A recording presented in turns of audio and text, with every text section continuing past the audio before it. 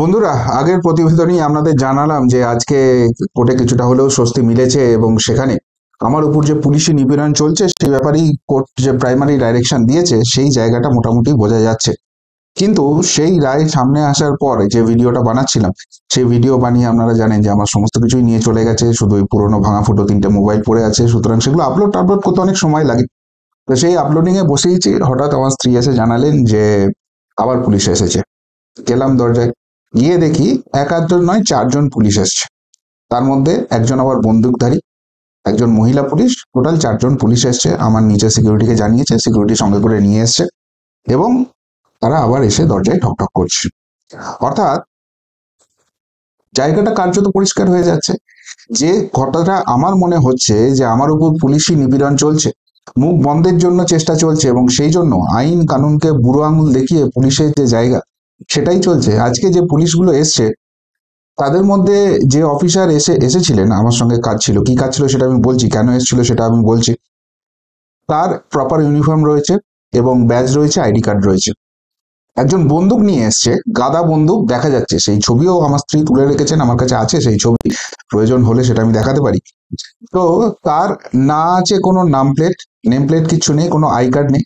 আমার স্ত্রী যখন চ্যালেঞ্জ করছেন যে আপনি বন্দুক সঙ্গে করে নিয়ে এসেছেন, আপনি বাড়িতে আসছেন, তো আপনার নেম প্লেট বা আপনার আই কার্ড কোথায়, আপনি যে পুলিশ সেটা কি করে জানবো? বলে না, হয়তো স্যারের আছে। আরে স্যারের আছে, স্যার এসছেন, আপনার কিছু নেই, আপনি বন্দুক নিয়ে চলে এসছেন, উদ্দেশ্যটা কি? ভয় দেখানো। আরেকজন এসছে, পুলিশের মতোই এরকম ছাই ছাই রঙা পোশাক, কিন্তু সেটা পুলিশের পোশাক নয়, পরিষ্কার ডিফারেন্সটা বোঝা যাচ্ছে, মানে পুলিশের যে উর্দি থাকে সেই উর্দির কাছাকাছি রঙের পোশাক। বলছে এও আমার সঙ্গে এসছে, একে এর কি পরিচয়? তার না আছে নেম প্লেট, না আছে কোনো আই কার্ড, কিচ্ছু বোঝা যাচ্ছে না, আমার সঙ্গে এসছে। একজন মহিলা পুলিশ এসছেন, তাকে চ্যালেঞ্জ করা হচ্ছে যে আপনার নেম বা আই কার্ড কোথায়? বলছে আমরা সালোয়ারে ডিউটি করছি, সালোয়ার কামিজ পরে পুলিশ যদি ডিউটি করে তার নেম প্লেট লাগানোর কোনো ব্যাপার নেই, কিন্তু আপনার আই কার্ড, আপনি যে পুলিশ সেটা জানবো কি করে? যে স্যারের আছে, স্যারের আছে, চুপ করো চুপ করো, কথা বলো না, কথা বলো না।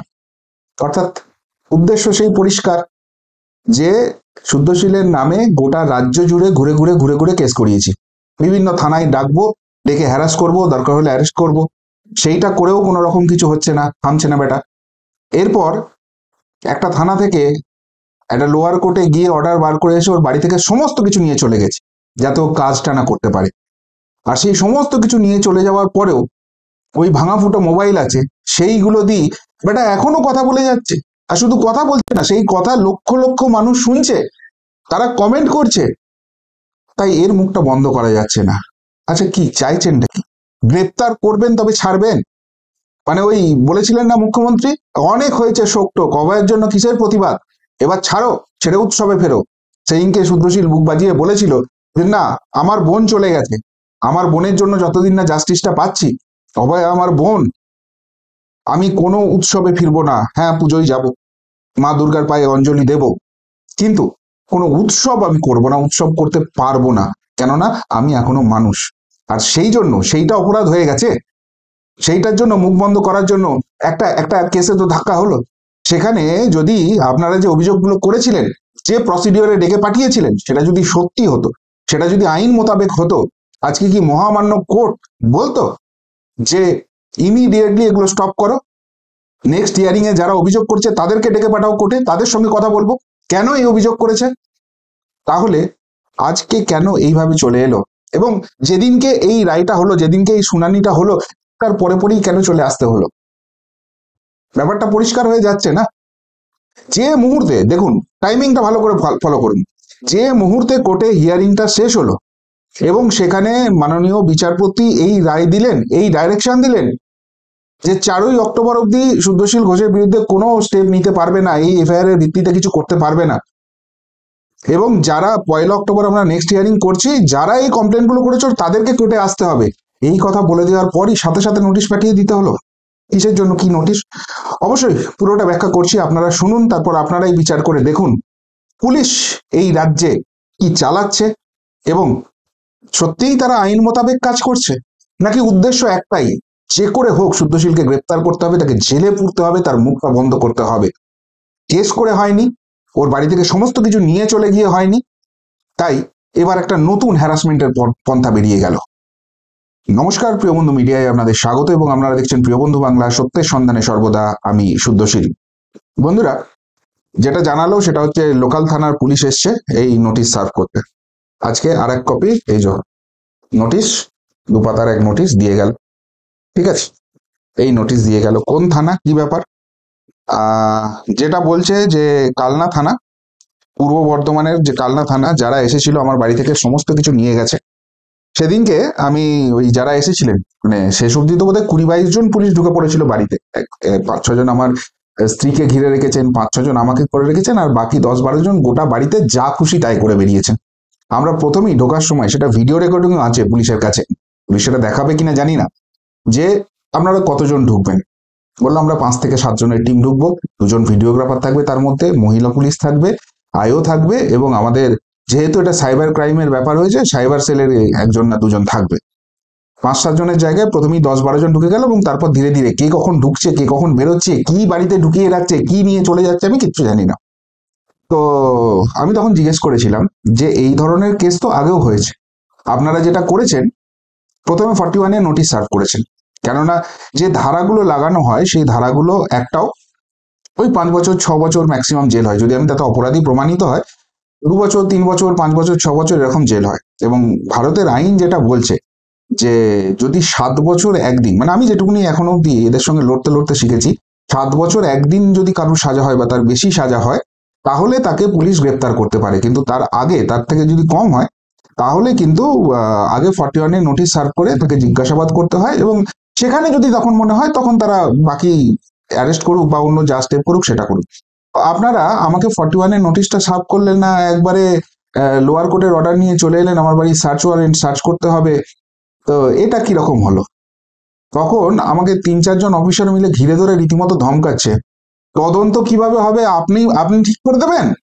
তদন্ত ঠিক করবে যিনি আইও আছেন তিনি, তার মনে হয়েছে আগে সার্চ করার দরকার, সেই জন্য সার্চ করছি। রীতিমতো ধমক। মানে ওই 4-5 জন পারলে আমাকে সেদিনকে ছিঁড়ে ফেলেন একদম। এবং তাদের মধ্যে একজন আবার খুব সম্ভবত এই সাইবার সেল সংক্রান্ত বা এই ধরনের ব্যাপার ছিল, যার দেখলাম প্রচন্ড রাগ, সিসিটিভি এরকম এরকম করে টেনে ছিঁড়ে দিচ্ছে সব তারগুলো।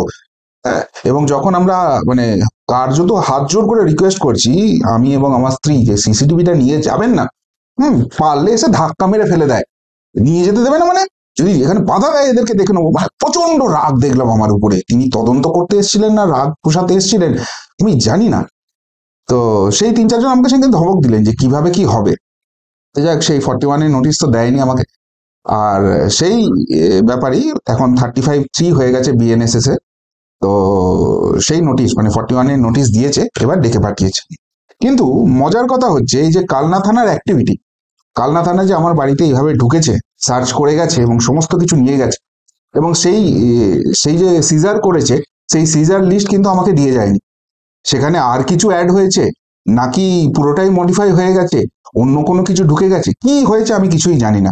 বারবার আমি বলেছি আমাকে সিজার লিস্ট দিচ্ছেন না, আমাকে সিজার লিস্ট দিচ্ছে না। এবং যখন সিজার লিস্টে সই করাচ্ছে সেখানে বলছে যে গ্যাপ রেখে সই করুন, গ্যাপ রেখে সই করুন, গায়ে গায়ে সই করবেন না, হবে না। আমি বলি, কেন গায়ে গায়ে সই করবো আমি? কেন আমি গায়ে গায়ে সই করবো না? আপনারা এখানে কিছু যদি ঢুকিয়ে দেন, কিছু অন্য লেখা ঢুকিয়ে দেন, আমি আমি কি করতে পারি? শেষে যখন বুঝলেন যে ওইভাবে পারবেন না, বলে ঠিক আছে আপনার যেরকম ইচ্ছে সেরকম সই করুন, কিন্তু তার জন্য আমাকে সিজার লিস্টটা দিয়ে যাননি। ফলে সেটা যে মডিফাই হয়ে গেছে বা কি হয়েছে আমি জানি না পুলিশ কি করতে চাইছে। সব থেকে বড় কথা, যখন ওই সিজার লিস্ট অনুযায়ী আমি আইটেমগুলো, আমি বলছি এক এক করে বুঝিয়ে দিই, আপনি সিজার করে নিয়ে যাচ্ছেন কোনটার কি, এই জিনিসই নিয়ে যাচ্ছেন, এবার একই রকম দেখতে অন্য জিনিস আপনারা ঢুকিয়ে দেবেন কিনা আমার তো জানা নেই। আমাকে মিলিয়ে মিলিয়ে বলে দিন কোনটা কি আছে, মানে আপনারা যেটা লিখেছেন সেটার সঙ্গে যে আইটেমটা আছে সেটা ম্যাচ করে দেখিয়ে দিন। 4টে মোবাইল ফোন আমাকে দেখিয়েছে। 4টে মোবাইল ফোনের 4টে মোবাইল ফোনও পুরো দেখেনি, 2টো মোবাইল ফোন পুরো দেখিয়েছে, কারণ এখন জানেন মোবাইলে 2টো করে সিম থাকে, সেই সব ওই IMEI নাম্বার এইসব অনেক কিছু থাকে, এত বড় বড় সব জিনিস লেখা রয়েছে। এবার আমি বলছি যে এইগুলো মেলান, সেই মেলাতে গিয়ে 3বার না 4বার ভুল ধরা পড়েছে। অর্থাৎ ধরুন আছে, এখানে লেখা আছে PQR, মানে আমার এক্স্যাক্টলি মনে নেই কি লেখা আছে, PQR লেখা আছে। আর আহ, আমি বলছি বলুন, আপনি বলুন আমি মিলিয়ে দেখছি। ওখানে হয়তো বলছে XYZ, আপনি XYZ বলছেন, এখানে তো PQR লেখা আছে। ও আচ্ছা আচ্ছা আচ্ছা, ভুল হয়েছে, চেঞ্জ করে দিন, চেঞ্জ করে দিন, চেঞ্জ করে দিন। 2বার না 3বার এরকম ঘটনা ঘটেছে ওই মোবাইলগুলো চেক করতে। আর সেখানে গিয়ে পুলিশ বুঝে গেছে যে সব জিনিসগুলো তাহলে এইভাবে করতে গেলে হবে না, ধরা পড়ে যাবে। তখন আমাকে একজন অফিসার, তিনি ওই যারা কালনা থানা থেকে এসেছিলেন তারা না স্থানীয় নাকি আমি জানি না, কিন্তু একজন অফিসার, তিনি রীতিমতো ধমকাচ্ছেন, বলছেন যে এরকম যদি করে একটা জিনিসও মেলাবে না, একটা একটা করে নাম্বার বলবে, তাতে মেলাতে হলে মেলাক, না হলে বলবেন যে সিজার লিস্টে সই করেনি, করে ওই করে নিয়ে তুলে নিয়ে চলে যাব। রীতিমতো চাপ দিচ্ছেন।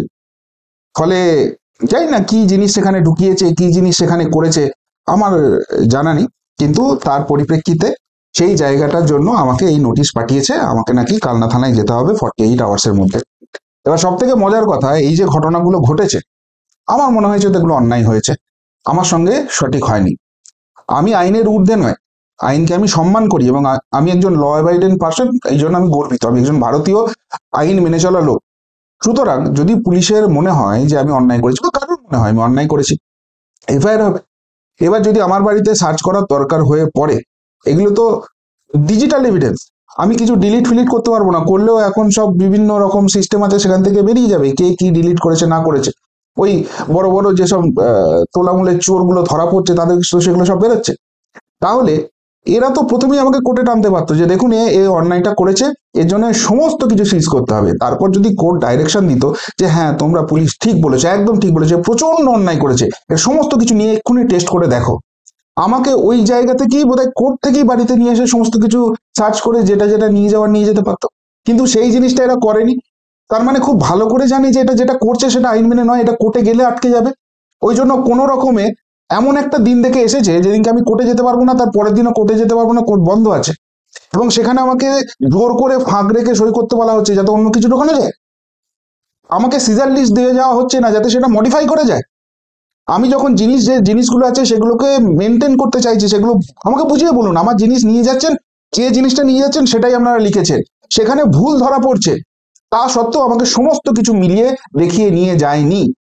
আর আজকে যখন ওই জলপাইগুড়ি সার্কিট বেঞ্চে রায় হয়ে গেল যে ওইখানে যে দুটো আছে, একটা মাটিগড়া একটা শিলিগুড়ি থানা, সেখানে আমাকে কোনো এখন স্টেপ নিতে পারবে না 4 অক্টোবর অব্দি, এবং যারা কমপ্লেন করেছে সেই কমপ্লেনকারীদের পরের দিন হিয়ারিং এ আসতে হবে, তাদের সঙ্গে সরাসরি বিচারপতি কথা বলবেন যে কেন কি কি ব্যাপার হয়েছে, এবং যেভাবে কমপ্লেন হয়েছে তার এগেনস্টে যে ধারা লাগিয়েছে এবং যেভাবে আমাকে ডেকে পাঠানো হয়েছে প্রত্যেকটা ভুল। এটা আজকে কোর্টের ডাইরেকশন। আর সেই রায়, সেই হিয়ারিং শেষ হওয়ার পরই 4 জন পুলিশ চলে এলো, যাদের মধ্যে একজনের শুধু ইউনিফর্ম আছে, পরিচয় আছে, বাকি 3 জনেরই কোনো পরিচয় নেই।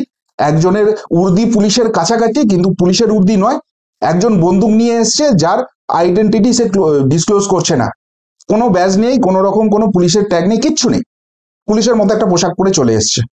তাহলে আলটিমেটলি চলছে কি? শুদ্ধশীলকে যে করে হোক ঢোকাতে হবে, সামনে পুজোর ছুটি আছে, কোর্টেরও কোনো সাহায্য পারবে না, একবার ঢুকিয়ে দিলে এখন তো 15-20 দিন জেলে পৌঁছবেই, ততক্ষণে অন্য সব কেস টেস সাজানো হবে এবং তারপর একটার পর একটা কেসে ট্যাগ করে আগামী 2-3 বছর জেলে থাকবে। বিধানসভা নির্বাচনটা অব্দি পেরিয়ে যাক, ততদিনের মুখটা বন্ধ থাকবে, সেই চেষ্টা চলছে। কি বলবেন বন্ধুরা? এই এতখানি প্রচেষ্টা, এবার কি কি কেস দেবে, কি কি ধারা দেবে, আর কোন থানায় কি করবে, কিছুই বুঝতে পারছি না।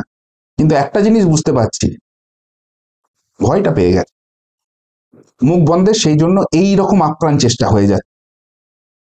এবং যে করে হোক আগে জেলে ঢোকাতে হবে, যাতে মুখটা না খুলতে পারে, সেই ব্যবস্থাটা করতে হবে। আগের দিন সমস্ত কিছু নিয়ে যাওয়ার পর ওই 2-3টা ভাঙা মোবাইল রেখে যাওয়াটা ভুল হয়ে গেছে, এটা বোধহয় বুঝতে পেরে গেছে। আর সেই জন্য নতুন করে টাইট দেওয়ার জন্য, নতুন করে যাতে ভয় পেয়ে যায়, আমার বাড়িতে ছোট ছেলে আছে, আমার স্ত্রী আছে, এতগুলো পুলিশ আসছে দেখে ভয় পেয়ে যাবে, সেই ব্যবস্থা করার চেষ্টা হচ্ছে।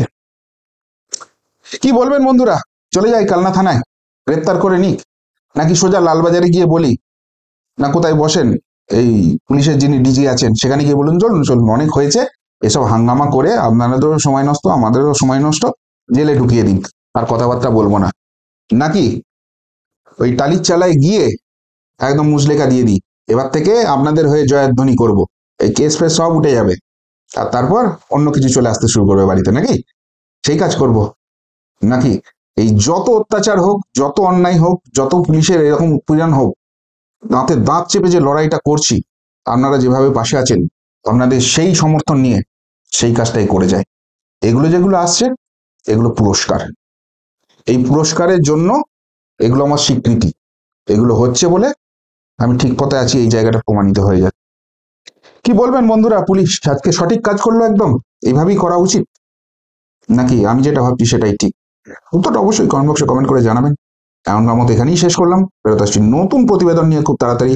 ভালো থাকবেন, সাথে থাকবেন, পাশে থাকবেন। নমস্কার।